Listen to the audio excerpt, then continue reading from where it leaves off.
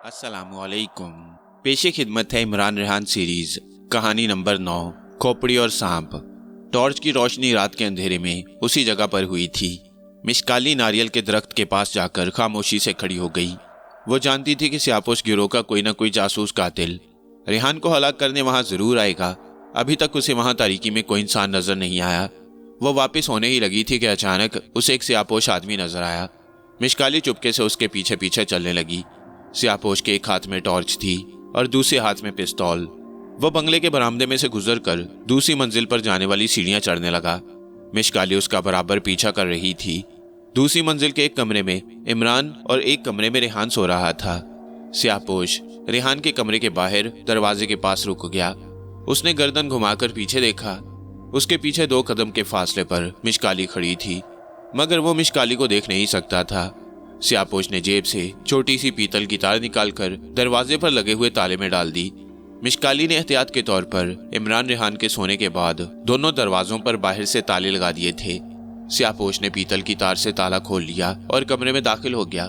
जो ही सियापोश ने रेहान पर फायर करने के लिए पिस्तौल ऊपर उठाया, मिशकाली ने पीछे से उसके हाथ पर जोर से हाथ मारा। सियापोश के हाथ से पिस्तौल नीचे गिर पड़ा। उसने घबराकर पीछे देखा। जब उसे पीछे कोई भी दिखाई ना दिया तो वो इतनी फुर्ती और बिजली जैसी तेजी से दरवाजे की तरफ भागा कि मिशकाली जितनी देर में उसको लपक कर पकड़ती, सियापोश बरामदे की गैलरी में से नीचे छलांग लगा चुका था। मिशकाली भागकर गैलरी में आई। नीचे रात की तारीकी में उसे एक इंसानी साया झाड़ियों में से निकलकर सड़क के किनारे वाले नारियल के दरख्तों की तरफ दौड़ता नजर आया। मिशकाली भी अपनी पूरी रफ्तार से छलांग लगाकर सियापोश के पीछे दौड़ी। वो सड़क पर दौड़ती चली गई। खुदा जाने सियापोश को जमीन खा गई थी या आसमान निकल गया, वो कहीं नजर ही नहीं आ रहा था। मिशकाली काफी देर तक उसे तलाश करती रही। फिर समुद्र किनारे आकर भी उसने पत्थरों और झाड़ियों में देखा। सियापोश वाकई गायब हो चुका था। वह बंगले पर वापस आ गई। रेहान के कमरे का दरवाजा खुला था। रेहान बेसुध होकर सो रहा था। फर्श पर बिछे कालीन पर सियापोश का पिस्तौल वैसे ही पड़ा था। मिशकाली ने पिस्तौल उठा लिया, दरवाजे को बाहर निकलकर ताला लगाया और गैलरी में आकर पिस्तौल को गौर से देखने लगी। मिशकाली वहीं बैठ गई और सोचने लगी कि ये सियापोश गिरोह एक बार फिर रेहान को कत्ल करने की कोशिश करेगा, इसलिए अब रेहान की हिफाजत बड़ी जरूरी हो गई थी। सुबह जब इमरान रेहान बेदार हुए तो मिशकाली ने उन्हें रात वाला वाकया सुनाया और सियापोश कातिल का पिस्तौल भी दिखाया। इमरान रेहान ने पिस्तौल को बारी बारी देखा। इमरान कहने लगा, मिशकाली तुम्हारा क्या मशवरा है? हमें इस जगह को छोड़ देना चाहिए या यहीं रहना चाहिए? मिशकाली ने कहा, मैंने तो यही फैसला किया है कि हमें यहाँ से किसी दूसरी जगह चले जाना चाहिए। हमें रहने के लिए किसी दूसरी जगह का बंदोबस्त करना होगा। रेहान, तुम फोन करके किसी प्रॉपर्टी डीलर से बात करो। रेहान ने उसी वक्त टेलीफोन डायरेक्टरी में से एक प्रॉपर्टी डीलर का नंबर देखकर उसे फोन किया और मुलाकात का वक्त तय कर लिया। फिर रेहान ने इमरान से कहा, तुम प्रॉपर्टी डीलर के पास जाकर कोई नया मकान देखो। जिस किस्म की जगह हमें चाहिए वो तुम जानते ही हो। रेहान खुद नहीं जाना चाहता था, क्योंकि वो जानता था कि सियापोश कातिलों का गिरोह उसके पीछे लगा हुआ है। वह सिर्फ जेडी के यहाँ जाने के लिए ही बंगले से निकलना चाहता था। तकरीबकारों के चीफ के खुफिया अड्डे पर जाना जरूरी था, क्योंकि यही इमरान रेहान का मिशन था। कल शाम चीफ जेडी तकरीबकारों की एक टोली को पाकिस्तान में बमों के धमाके करने के लिए भेज रहा था और रेहान को उन्हें पाकिस्तान पहुंचने से पहले पहले खत्म कर देना था। इमरान प्रॉपर्टी डीलर की तरफ रवाना हो गया। दोपहर को वो वापस आया और उसने बताया कि वहां से 2 मील आगे जंगल के किनारे एक छोटी सी कोठी उसने किराए पर ले ली है। मैंने खुद जाकर कोठी देखी है। पुरानी तर्ज की 1 मंजिला कोठी है। रेहान कुछ सोचकर बोला, हमें दिन की रोशनी के बजाय रात के अंधेरे में वहां जाना चाहिए, ताकि किसी को पता न चल सके कि हम वहां चले गए हैं। दोपहर के वक्त रेहान ने तकरीबकार जासूसों के चीफ जेडी के पास जाना था। उसने इमरान से कहा, इमरान, मेरा जाने का वक्त हो गया है। मिशकाली भी मेरे साथ जाएगी, तुम यहाँ खबरदार रहना। मिशकाली को रेहान इसलिए साथ ले जा रहा था कि वो उन 6 तकरीबकारों को देख ले।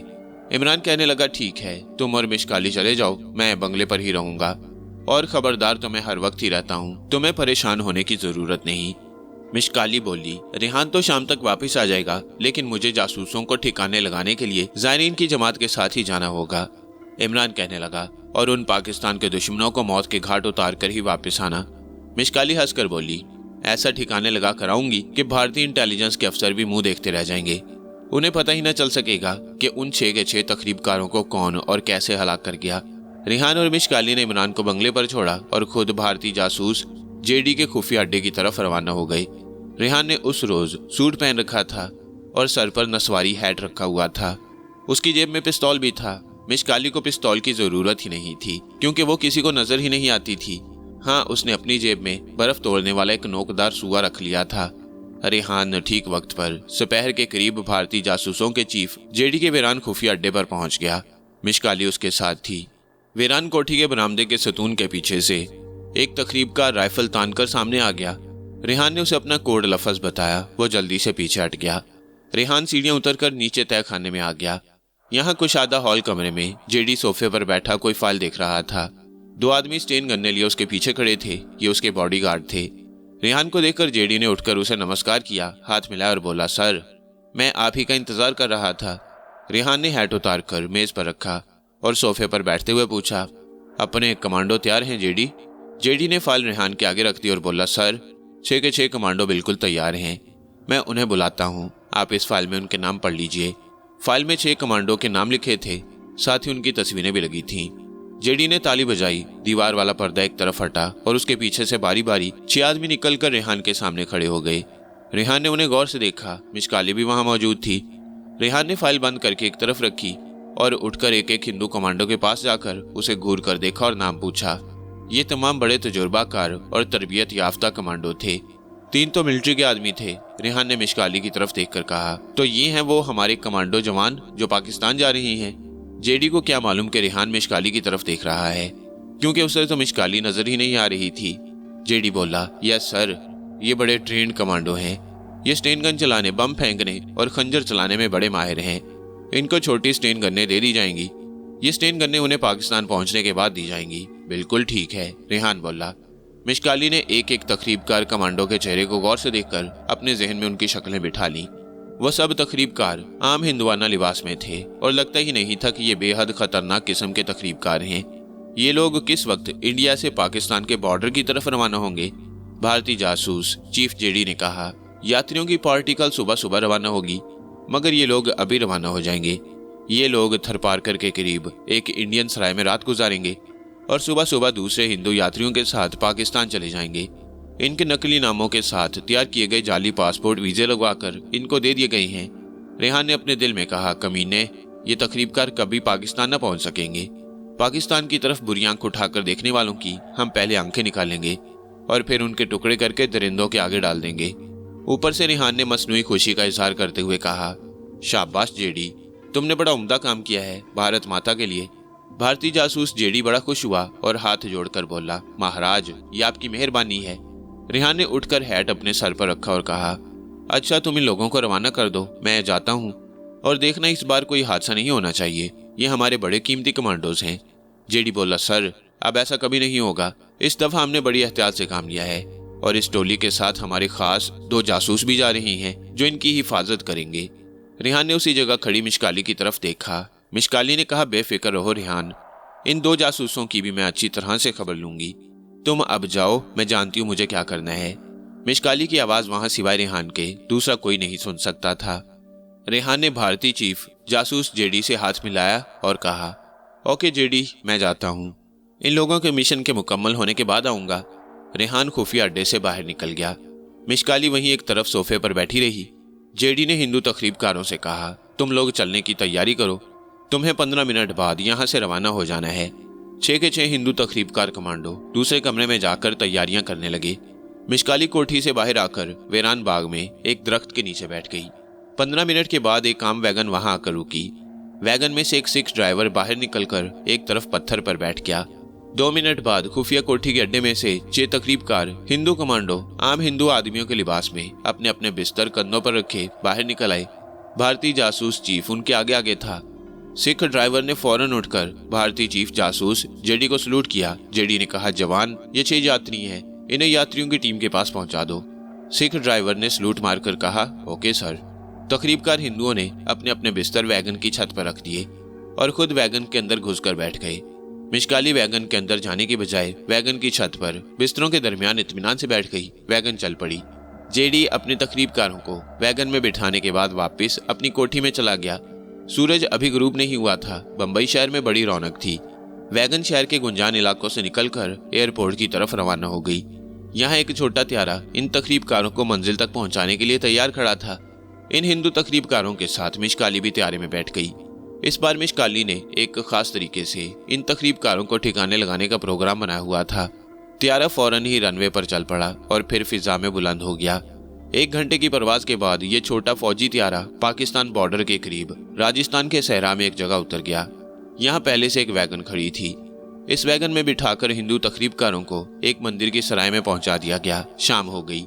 मंदिर और सराय में रोशनी हो रही थी। यहाँ बड़ी रौनक थी। पाकिस्तान के मंदिर की यात्रा करने वाले हिंदू यात्रियों की जमात के हिंदू यात्री सराय में अपने अपने बिस्तर लगाए बैठे बातें कर रहे थे।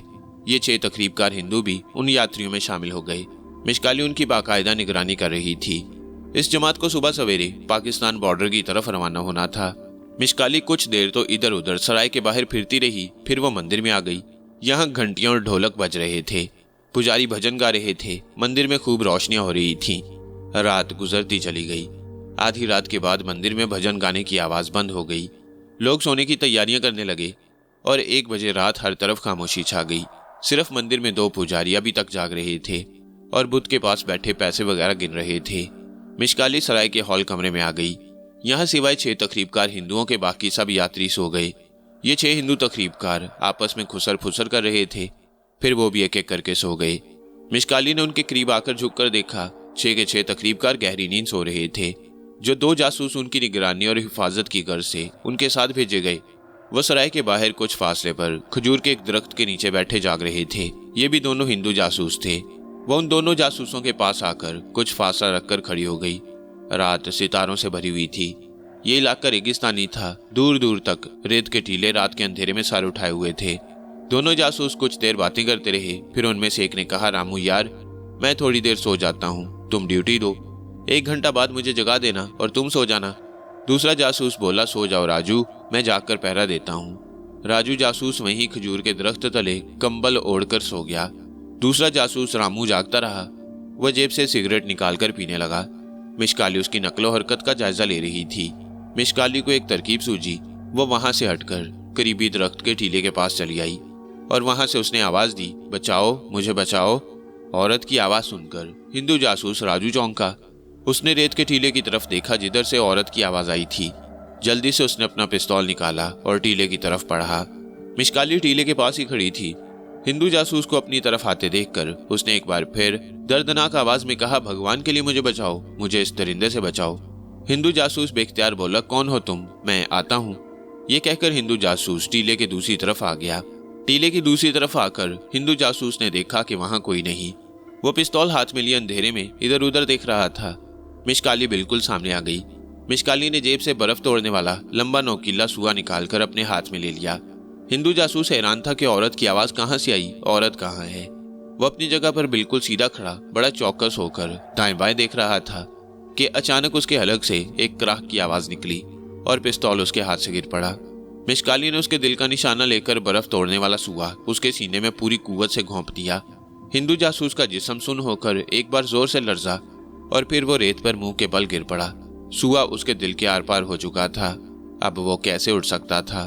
मिशकाली ने सुआ हिंदू जासूस के सीने से बाहर खींचकर उसके साथ लगे हुए खून को उसी हिंदू जासूस के कपड़ों से साफ किया। झुककर देखा, हिंदू जासूस मर चुका था मगर उसकी आंखें अभी तक खुली थीं। जैसे हैरतजदा हो कि अचानक उसके दिल पर किसने वार कर दिया, मगर वो मर चुका था। उसका सांस बंद हो गया था। मिशकाली ने सुआ अपने हाथ में ही पकड़े रखा और वापस खजूर की तरफ चली गई, जहां दूसरा हिंदू जासूस गहरी नींद सो रहा था। उसे हलाक करना कोई मुश्किल न था, मगर उसने कंबल तान रखा था। मिशकाली ने करीब जाकर उसे हिलाया। हिंदू जासूस हड़बड़ाकर उठ बैठा। कौन है? उसने आंखें खोलकर चारों तरफ देखा। वो भी बैठा ही हुआ था और नींद ही में था कि मिशकाली ने जोर से एक झटके के साथ सुआ उसके सीने में भी घोंप दिया। इस बार फिर मिशकाली ने उसके दिल का निशाना लिया। हिंदू जासूस की आंखें और मुंह खुले का खुला रह गया। वह पीछे की तरफ गिरा। मिशकाली ने दूसरा वार करने की जरूरत ना समझी क्योंकि ये जासूस भी खत्म हो गया। मिशकाली ने उसे टांगों से पकड़ा और घसीटती हुई टीले की दूसरी तरफ ले गई और उसकी लाश को भी उसके साथी की लाश के ऊपर डालकर ऊपर कंबल डाल दिया। वह सराय के बड़े कमरे में आ गई। हिंदू तकरीबकार एक दूसरे के साथ साथ जमीन पर सो रहे थे। सराय में दूसरे यात्री भी गहरी नींद सो रहे थे। वहां गहरी खामोशी थी। मिशकाली सबसे पहले हिंदू तकरीबकार के पास आई। नोकीला सुआ उसके हाथ में था। उसने सुए की नोक उसके दिल के ऐन ऊपर की और फिर दोनों हाथ से सुए को उसके सीने में घोंप दिया। हिंदू तकरीबकार का जिस्म जरा सा तड़पा, लर्जा, कांपा और फिर ठंडा हो गया। मिशकाली ने जब देखा कि वो मर चुका है तो सुआ उसके सीने से निकाल लिया। इसके बाद मिशकाली दूसरे तकरीबकार के पास आई। उसे भी मिशकाली ने इसी तरह मौत के घाट उतार दिया। इसके बाद तीसरे और चौथे और पांचवें तकरीबकार को भी सुआ दिल में घोंपकर हमेशा की नींद सुला दिया। जब मिशकाली छठे और आखिरी तकरीबकार के पास गई तो उसकी अचानक आंख खुल गई। मिशकाली पीछे हट गई। ये छठा और आखिरी तकरीबकार आंखें खोलकर लेटे ही लेटे गर्दन घुमाकर दाएं बाएं देखने लगा। उसे ऐसा लगा जैसे कोई उसके करीब से गुजरा हो। उसने देखा कि उसके साथी उसी तरह कंबल ओढ़े सो रहे थे। मिशकाली ने सुआ घोंपने के बाद हर तकरीबकार की लाश पर कंबल डाल दिया। ऐसा लगता था कि वो सो रही हैं और ये लाशें नहीं पड़ी। छठे तकरीबकार को ना जाने क्या ख्याल आया कि उसने अपने साथी को आहिस्ता से हिलाया और बोला, उठो, मुझे लगता है कि कोई इधर से गुजरा है। वो अपने साथी को हिला रहा था मगर उसका साथी तो मर चुका था। उसने कंबल हटाया तो उसका मुंह हैरत से खुल गया। उसके साथी के मुंह और नाक से खून बह रहा था। छठा और आखिरी तकरीबकार जल्दी से उछलकर खड़ा हो गया। वह दूसरे साथियों को उठाने ही लगा था कि अचानक उसे पीछे से अपनी पीठ पर एक झटका लगा और फिर उसकी आंखों के आगे अंधेरा छा गया। मिशकाली ने एक सेकंड ज़ाया किए बगैर छठे और आखिरी हिंदू तकरीबकार की पीठ में दिल के करीब सुआ घोंप दिया, मगर इस बार सुआ तकरीबकार के दिल के करीब से होकर गुजर गया। मिशकाली ने सुआ खींचा तो हिंदू तकरीबकार खून की गर्मी में उठकर बाहर की तरफ दौड़ा। वह इस अचानक हमले से इस कदर घबरा गया कि उसके हलक से आवाज तक न निकल सकी। वह समझ गया कि किसी ने पीछे से उसके जिस्म में चाकू या कोई तेज धार वाला आला घोंप दिया है। मिशकाली उसे कैसे छोड़ सकती थी। वह भी उसके पीछे भागी और जो ही वो सराय के दरवाजे से निकलकर एक तरफ दौड़ने लगे, मिशकाली ने उसे वहीं दबोच लिया और ऊपर तले 6-7 वार कर दिए। हिंदू तकरीबकार कमजोर हो चुका था। उसके कदम लड़खड़ाने लगे। मिशकाली ने ऊपर तले 6-7 बार उसके सीने में सुआ मारा तो वह बेदम होकर वहीं गिर गया। मिशकाली उसे भी घसीटकर टीले की तरफ ले गई और वहां पहले से पड़ी दोनों लाशों के ऊपर उसे भी फेंक दिया। सराय में सब यात्री गहरी नींद सो रहे थे। किसी को खबर तक न हो सकी कि वहां 8 आदमियों का कत्ल हो चुका है। मिशकाली को अब वहां ठहरने की जरूरत नहीं थी। चुनाचे वो रात के अंधेरे में ही करीबी कस्बे की तरफ चल पड़ी। वो रेत के टीलों में चल रही थी। उसके पांव रेत में घुस रहे थे। नोकीला सुआ उसकी जैकेट के जेब में था। ये राजस्थान का सरहदी इलाका था। करीब एक बड़ा कस्बा था जिसमें कहीं कहीं रोशनी टिमटिमा रही थी। मिशकाली ने यहाँ एक दरख्त के बाहर एक घोड़े को बंधा हुआ देखा। मिशकाली ने घोड़े को खोला, उस पर छलांग लगाकर बैठी और राजस्थान के शहर गंगानगर की तरफ चल पड़ी। वैगन उसे इसी सहराई सड़क पर से लेकर मंदिर के सराय तक आई थी। मिशकाली घोड़े पर सवार रेगिस्तान में चली जा रही थी। रात के 2 बजे होंगे। सहरा में चारों तरफ खामोशी थी। मिशकाली का घोड़ा रेत के टीलों के दरमियान से गुजर रहा था। सहराई रेत पर काफी देर तक चलते रहने के बाद मिशकाली को दूर एक जगह रोशनी दिखाई दी। उसे तसल्ली हुई कि राजस्थान का कोई बड़ा शहर करीब आ गया है। रोशनी करीब आई तो मिशकाली घोड़े से उतर पड़ी। वहां एक छोटी सी पक्की सड़क भी थी। पक्की सड़क पर आने के बाद मिशकाली को घोड़े की जरूरत नहीं रही। उसने घोड़े को वहीं खुला छोड़ दिया और घोड़ा वापस चल पड़ा। रोशनी एक छोटी सी लालटेन की थी जो एक अहाते की 4 दीवारी के दरवाजे में लटक रही थी। यहाँ दूर एक गांव के 2 मंजिला मकान सितारों की रोशनी में धुंधले धुंधले से दिखाई दे रहे थे। मिशकाली अहाते की 4 दीवारी के करीब पहुंची तो उसे अंदर 3-4 आदमी एक ऊंचे चबूतरे के पास बैठे नजर आए। वो अपने आगे एक थाली में अगरबत्तियां सुलगाए कुछ पढ़ रहे थे। चबूतरे पर लकड़ियां चुनकर एक चिता बना दी गई थी। मिशकाली को मालूम था कि हिंदू लोग अपने मुर्दों को लकड़ियों की चिता पर रखकर जला देते हैं। उसने यही समझा कि यहाँ ये हिंदू लोग कोई मुर्दा जलाने वाले हैं। मिशकाली वहां से आगे गुजरने लगी थी कि अचानक उसे दूर से कुछ लोग आते नजर आए। उन्होंने एक मुर्दा बांस की चारपाई पर डालकर उठा रखा था और उसके पीछे पीछे 6-7 आदमी एक लड़की को भी जबरदस्ती घसीटते हुए लिए आ रहे थे। मिशकाली वहीं रुक गई। जब ये लोग अपने मुर्दे को लेकर करीब आए तो मिशकाली ने देखा कि जिस लड़की को हिंदू खींच कर ला रहे थे उसके पीछे हाथ बंधे हुए थे और होंठों पर भी कपड़ा बांध दिया गया था ताकि उसकी आवाज न निकल सके। लड़की के हलक से अजीब किस्म की डरावनी आवाजें निकल रही थी। मुर्दा इन लोगों ने चिता के ऊपर रख दिया। अब वो लड़की को भी खींचते हुए चिता के चबूतरे पर ले आए। लड़की तड़प तड़प कर अपने आप को छुड़ाने की कोशिश कर रही थी मगर उसे हट्टे कट्टे मोटे मोटे पुजारियों ने अपने बाजुओं में जकड़ रखा था। जो महंत चबूतरे पर पहले से बैठे कुछ पढ़ रहे थे वो उठ खड़े हुए। अब एक बूढ़ा आगे बढ़ा। उसने कहा, महाराज, मेरा बेटा मर गया है। मैं भगवान का हुक्म पूरा करता हूँ। और रस्म के मुताबिक मेरी बहू मेरे मुर्दा बेटे के साथ चिता में जिंदा जल मरेगी। किसी ने पूछा, क्या लड़की कुमारी के माता पिता को बता दिया गया है कि उसकी बेटी अपने मुर्दा खावंद की लाश के साथ सती होकर जिंदा जल रही है? बीच में से एक मोटा पुजारी बोल पड़ा, अजी कुमारी के माता पिता को ना भी बताया तो क्या होगा, ये तो हमारे धर्म की रस्म है, इसे जरूर पूरा करना होगा। कुमारी को सती कर दो, इसके माँ बाप को बाद में बता दिया जाएगा। सब लोगों ने बुलंद आवाज में कहा, पुजारी जी बिल्कुल ठीक कहती हैं, हमारे धर्म की रस्म पूरी होगी। लड़की को चिता पर बिठा दो, इसे जिंदा जला दो। लड़की ये सब कुछ सुन रही थी और तड़प रही थी, मगर उसके हाथ बंधे हुए थे, उसके मुंह पर पट्टी बंधी थी। वो बोलती भी तो उसकी वहां कौन सुनने वाला था। उन्होंने लड़की को जबरदस्ती उठाकर उसकी खावंद की लाश के साथ चिता की लकड़ियों पर डाल दिया। लड़की ने भागने की कोशिश की, मगर उसे चिता की लकड़ियों के साथ रस्सी से बांध दिया गया। इतने में मोटे मोटे पुजारी चिता के इर्द गिर्द अश्लोक पढ़ते हुए चक्कर लगाने लगे। बेबस और मजबूर लड़की कुमारी अपने मुर्दा खावंद की लाश के साथ चिता पर पड़ी थी। वो बंधी हुई थी, जकड़ी हुई थी।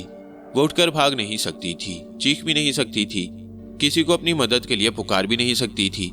उसके मुंह पर पट्टी बंधी थी। उसके हलक से मदद के लिए घुटी घुटी आवाजें निकल रही थीं, मगर वहां तो उसके सभी दुश्मन थे जो चाहते थे कि उसे जिंदा जला दिया जाए। मिशकाली ये सब कुछ देख रही थी। जब एक मोटे पुजारी ने चिता को आग लगा दी तो मिशकाली से न रहा गया। मिशकाली छलांग लगाकर चबूतरे पर चढ़ गई और उसने लपक कर चिता पर बंधी हुई लड़की कुमारी के हाथ पांव की रस्सी खोल दी। मिशकाली को ऐसा करते हुए कोई भी नहीं देख सकता था, लेकिन जब लड़की चिता पर उठकर बैठ गई और जलती हुई आग से छलांग लगाकर भागी तो दो मोटे पुजारी अपने गोल मटके जैसे पेट हिलाते कुमारी के पीछे दौड़े और उसे चिता के करीब ही पकड़ लिया। वो उसे खींचकर वापस चिता की आग में डालने के लिए ला रहे थे कि मिशकाली ने अपनी जैकेट की जेब से नोकीला सुआ निकाल लिया। अब सिवाय उन पुजारियों को हलाक करने के दूसरा कोई तरीका इस बेगुनाह बेकसूर लड़की को घिनौनी मौत से बचाने का नहीं था। मिशकाली ने एक मोटे पुजारी के फूले हुए पेट में नोकीला सुआ घोंप दिया। पुजारी के हलक से बकरे की तरह एक चीख निकली और वह खून में लथपथ वहीं गिर पड़ा।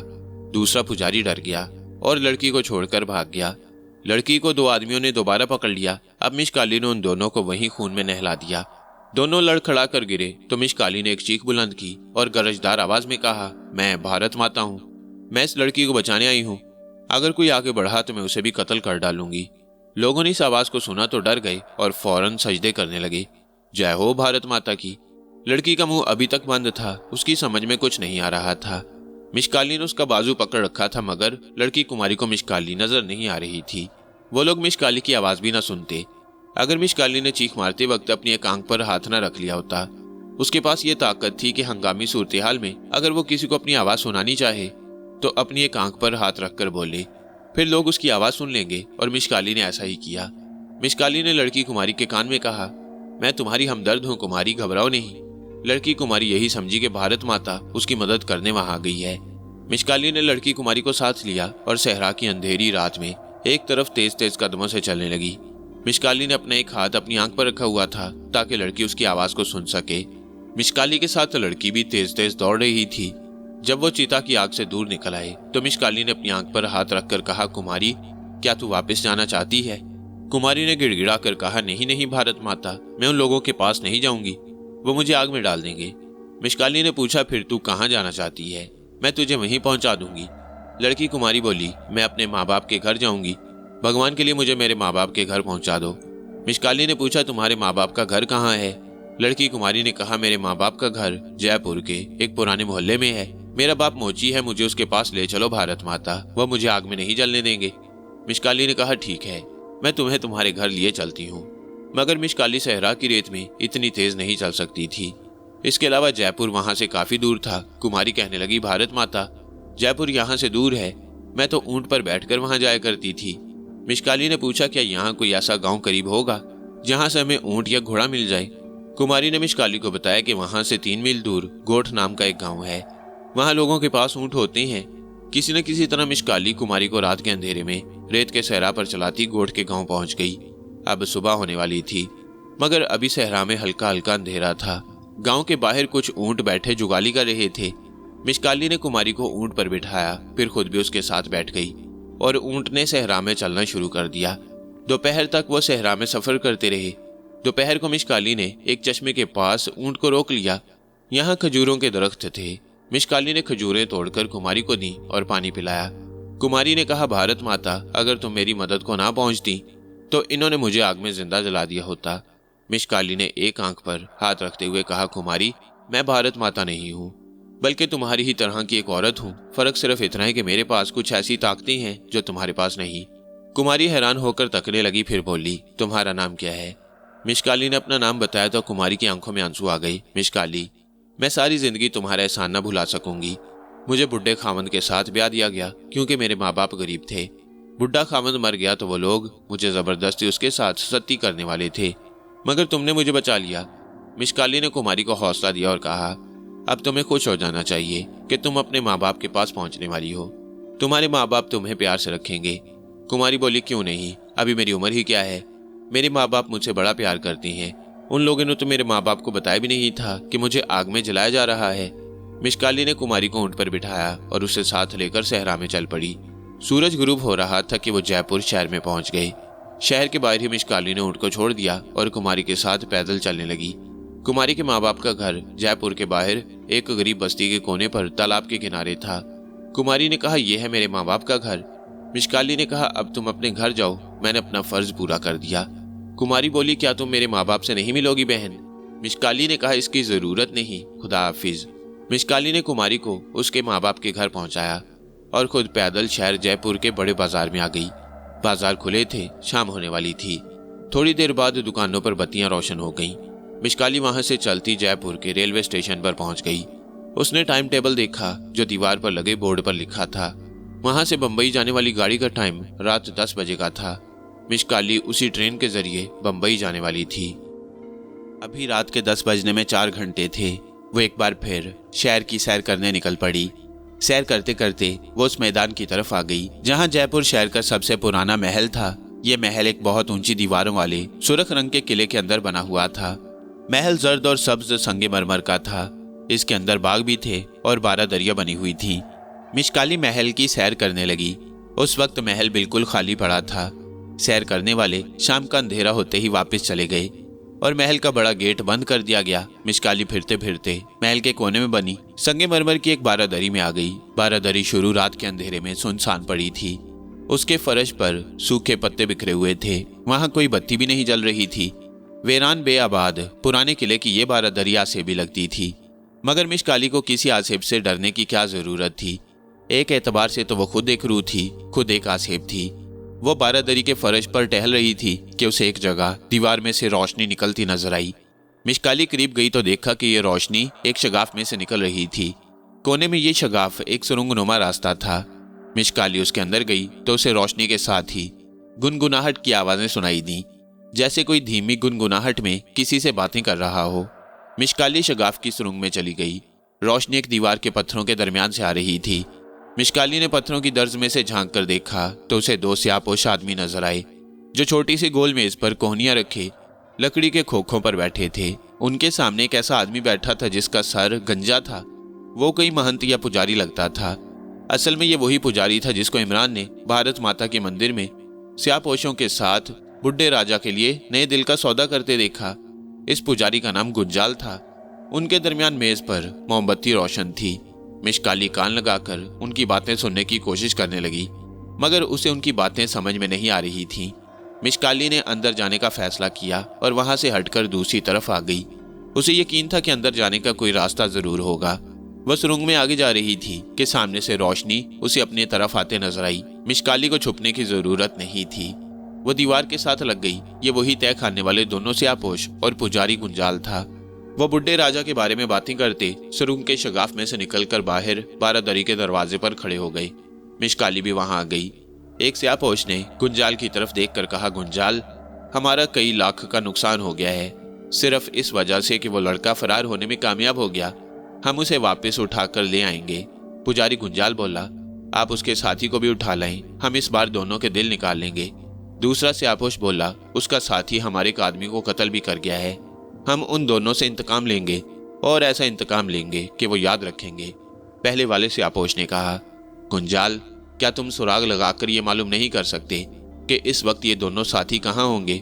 पुजारी गुंजाल ने कहा, ऐसा हिसाब यहाँ खड़े खड़े लगाना तो नामुमकिन है। लेकिन मैं आज रात को ही हिसाब लगाकर तुम्हें इतला कर दूंगा। तुम अभी जयपुर में ही हो या वापस बंबई जा रही हो? स्यापोश बोला। हम आज ही बंबई जा रहे हैं। तुम हमें 2-1 दिन में भारत माता के बंबई वाले मंदिर में आकर मिलो।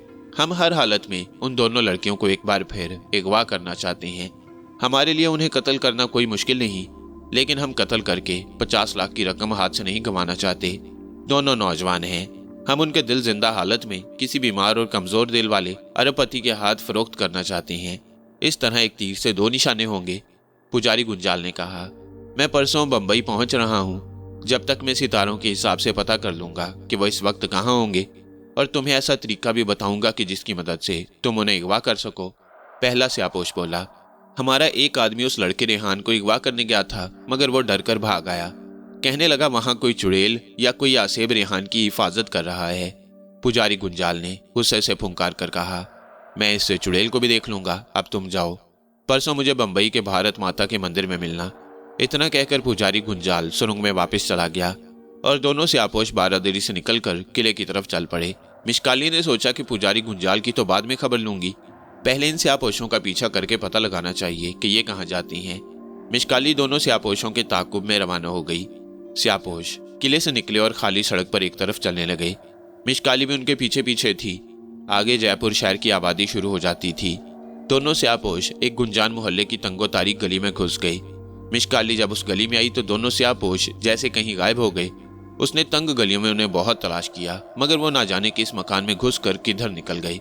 काफी तलाश के बाद भी मिशकाली उनका सुराग न लगा सकी। बंबई की गाड़ी के चलने में अभी 2 घंटे बाकी थे। मिशकाली ने सोचा कि किले में चलकर गुंजाल पुजारी को देखना चाहिए कि वो असल में कौन है और वहां वीरान किले की बारादरी के तय खाने में क्या कर रहा है। मिशकाली वापस किले की सुनसान बारादरी में आ गई। वह सुरंग में से गुजरकर उस तहखाने में आई जहां पुजारी और स्यापोश बैठे बातें कर रहे थे। वहां अब कोई नहीं था। पुजारी गुंजाल भी कहीं जा चुका था। मिशकाली उस तंगो तारीख तहखाने से बाहर निकलकर अंधेरी सुरंग में आगे चल पड़ी। सुरंग आगे जाकर जमीन के अंदर उतर गई। मिशकाली भी नीचे उतर गई। यहाँ रास्ता ढलानी था। चलते चलते वो एक दीवार के पास आकर रुक गई। यहाँ अंदर एक हुजरा सा बना हुआ था। छोटे से पत्थर के चबूतरे पर कांसी की एक मटकी रखी थी जिसका मुंह कपड़े से बंद किया गया था और मटकी की गर्दन में बासी फूलों के हार पड़े थे। मटकी के पास ही एक दिया जल रहा था। मिशकाली बड़ी हैरान हुई कि इस जगह दिया किसने जलाया है और कांसी की इस मटकी के अंदर क्या हो सकता है। मटकी के पास जाकर मिशकाली ने मटकी के मुंह पर से कपड़ा उतार दिया। मटकी के अंदर लगता था कुछ भी नहीं है, लेकिन जब मिशकाली ने झांक कर देखा तो अंदर एक इंसानी खोपड़ी और कुछ इंसानी हड्डियां रखी हुई थी। मिशकाली ने जल्दी से मटकी के मुंह पर कपड़ा लपेटकर उसे बंद कर दिया। ठीक उस वक्त मिशकाली को हुजरे में किसी के ठंडा सांस भरने की आवाज सुनाई दी। मिशकाली ने दीवार की तरफ देखा। दीवार पर एक औरत का जिस्म नमूदार हुआ। उस औरत ने केसरी रंग की साड़ी पहन रखी थी और माथे पर हिंदू औरतों की तरह बिंदिया लगी थी। सर के बाल शानों पर बिखरे हुए थे और हाथ में पीतल की थाली थी जिसमें अगरबत्ती जल रही थी। हुजरा एक तिलिस्मी खुशबू से भर गया। मिशकाली ने पूछा, तुम कौन हो? औरत के होंठों को हरकत हुई। मिशकाली को औरत की आवाज सुनाई दी, मेरा नाम अनका है। जिस कांसी की मटकी में तुमने झांक कर देखा था उसमें मेरे जिस्म की हड्डियां पड़ी हैं। मैं इस महल की राजकुमारी हुआ करती थी, लेकिन मुझे एक पुजारी ने मेरे चचा के कहने पर जहर देकर हलाक कर दिया क्योंकि मेरा चचा तख्त पर कब्जा करना चाहता था। मिशकाली ने कहा, क्या तुम्हारी रूह इस किले में भटकती फिरती है? अनका बोली, मिशकाली, मेरी रूह भटकती नहीं फिरती। मैं तो यहाँ सिर्फ तुमसे मिलने आई हूँ। जब तुमने मेरी हड्डियों वाली मटकी को हाथ लगाया तो मुझे स्वर्ग में पता चल गया कि तुम आई हो। बस मैं तुमसे मिलने यहाँ चली आई। मिशकाली ने हैरानी से पूछा, तुम्हें कैसे मालूम हुआ कि मेरा नाम मिशकाली है? अनका ने कहा, मुझे तुम्हारी जिंदगी की सारी कहानी का इल्म है। मैं जानती हूँ कि तुम 10,000 साल के बाद दोबारा इस दुनिया में जिंदा हुई हो, और मैं ये भी जानती हूँ कि तुम इमरान रेहान की खातिर इस दुनिया में वापस आ गई हो। मिशकाली ने गौर से अनका के चेहरे को देखा जो दीवार के साथ लगा हुआ था। मिशकाली ने कहा, अगर तुम सब कुछ जानती हो तो मुझे बताओ कि ये स्यापोश कौन है, इनका असल अड्डा कहाँ है, और मुझे अपने साथी इमरान रेहान की जानें बचाने के लिए क्या करना चाहिए, क्योंकि स्यापोश कातिल उनकी जान के दुश्मन हो गए हैं। अनका ने मुस्कुरा कर कहा, मिशकाली, तुम रूहों की दुनिया की रहने वाली हो और फिर भी दुनिया के लोगों से डरती हो। मिशकाली ने कहा, मैं इसलिए डरती हूँ कि मैं 24 घंटे इमरान रेहान की हिफाजत नहीं कर सकती। कहीं ऐसा न हो कि मेरे पीछे ये स्यापोश इमरान रेहान को कत्ल कर दें। अब तो पुजारी गुंजाल भी उनके साथ शामिल हो गया है और भारत माता देवी उनकी मदद कर रही है। अनका ने आहिस्ता से कहा, मिशकाली, मैं इसलिए यहाँ आई हूँ कि तुम्हारी मदद करूँ और तुम्हें भारत माता के जादू से हमेशा हमेशा के लिए महफूज कर दूँ। मिशकाली बोली, तुम मुझे भारत माता के जादू से कैसे बचा सकती हो? अनका कहने लगी, ये मेरे लिए कोई मुश्किल नहीं। फिर अनका ने अपने बालों में से एक काला पिन निकालकर मिशकाली को दिया और कहा, इस पिन को तुम अपने बालों में इस तरह से अच्छी तरह फंसा लो कि ये बाहर न गिरे। जब तक ये काला पिन तुम्हारे बालों में फंसा रहेगा, तुम पर भारत माता तो क्या, बड़े से बड़े जादूगर के तिलिस्म का भी असर नहीं होगा। मिशकाली ने अनका से पिन लेकर अपने स्याह बालों में सर के अंदर अच्छी तरह से लगा लिया। फिर उसने अनका का शुक्रिया अदा किया और कहा, मैं आज से तुम्हें अपनी बेहतरीन सहेली ही समझूंगी। मुझे बताओ, क्या तुम फिर भी मुझे मिलोगी? अनका गहरा सांस भरकर बोली, ये बात मेरे इख्तियार में नहीं है, लेकिन हो सकता है कभी मैं तुमसे मिलने फिर इस दुनिया में आऊं। अच्छा, अब मैं चलती हूँ। ये कहा और अनका का जिस्म गायब हो गया। दीवार खाली पड़ी थी। मिशकाली खाली दीवार को देखती रह गई। उसे बड़ी खुशी थी कि अनका ने उसे भारत माता के जादू से बचा लिया। मिशकाली ने अपने बालों में उंगली डालकर अनका के तिलिस्म पिन को महसूस किया और सुरंग से बाहर निकल आई। जब वो किले से बाहर निकली तो रात काफी गहरी हो गई। वो सीधा जयपुर के रेलवे स्टेशन पर आ गई। गाड़ी अभी अभी आई थी। ये गाड़ी बंबई जा रही थी। इस पर बंबई एक्सप्रेस लिखा था। मिशकाली ट्रेन में सवार हो गई। दूसरे दिन दोपहर के बाद वह बंबई पहुंच गई। स्टेशन से वो सीधी अपने समुद्र किनारे वाले बंगले पर आ गई। वहां इमरान और रेहान पहले से उसका बड़ी शिद्दत से इंतजार कर रहे थे। मिशकाली को देखते ही रेहान ने पूछा, मिशकाली, तुमने अपना मिशन मुकम्मल कर लिया? मिशकाली ने कहा, कभी हो सकता है कि मैं अपने मिशन को पूरा ना करती। फिर उसने इमरान और रेहान को सारे वाकयात सुना दिए। रेहान ने इत्मीनान का सांस लिया। इमरान बोला, अब देखना यह है कि भारतीय चीफ जेडी को रेहान पर कहीं शक तो नहीं पड़ता। रेहान ने कहा, उसे कैसे शक पड़ सकता है, मैं तो यहाँ बैठा हूँ। इमरान कहने लगा, रेहान, मुझे यकीन है कि इस बार जो उनके 6 तजुर्बाकार कमांडो कत्ल कर दी गई हैं तो जेडी और उसके साथी शंकर को जरूर तुम पर ही शुबा होगा। तुम्हें अब बहुत ज्यादा एहतियात से काम लेना होगा। रेहान ने कहा, मैं जेडी के पास जब भी जाता हूँ बेहद मोहतात होता हूँ। मिशकाली ने इमरान की तायद करते हुए कहा, इमरान का ख्याल ठीक है रेहान। फिर मिशकाली ने अपने सर के बालों में से काला पिन निकालकर इमरान रेहान को दिखाया और जयपुर के किले के तहखाने में अनका से मुलाकात का हाल सुनाया। रेहान ने पिन को गौर से देखा और कहा, अगर वाकई ये पिन तुम्हें तिलिस्म से बचा सकता है तो ये तो बड़ी खुशी की बात है। इमरान ने भी अनका के दिए हुए तिलिस्म पिन को देखकर खुशी का इजहार किया और कहा, हमें अब जंगल वाले नए मकान पर चल देना चाहिए। मिशकाली ने पूछा, क्या हम इसी वक्त वहां जाएंगे? इमरान कहने लगा, तुम्हें याद नहीं है, हमने आज ही रात इस बंगले को छोड़कर जंगल में नदी किनारे वाले नए मकान पर जाने का फैसला कर लिया था। रेहान ने कहा, हमने तो उस नए मकान का 1 माह का किराया भी पेशगी दे दिया है। मिशकाली ने कहा, हाँ मुझे याद आ गया, तो फिर चलो, मगर सवारी कहाँ है? मेरा मतलब है तुम पैदल ही वहां तक जाओगे? रेहान कहने लगा, हमें पैदल ही वहां जाना चाहिए ताकि किसी टैक्सी वाले को हमारे ठिकाने का पता न चल सके। मिशकाली ने मुस्कुराकर शरारत से कहा, अब भी सोच लो, उस पुराने जंगल वाले मकान में रात को किसी के रोने की आवाज आती है। इमरान ने फौरन कहा, जब इंसान कोई बड़ा मकसद लेकर चलता है तो फिर इस किस्म की चीजें कोई हैसियत नहीं रखती। जो होगा देखा जाएगा, आओ चलें। और वो तीनों बंगले से निकलकर रात के अंधेरे में उस जंगल की तरफ रवाना हो गए जहां पुराना वीरान आसेबी मकान उनका इंतजार कर रहा था।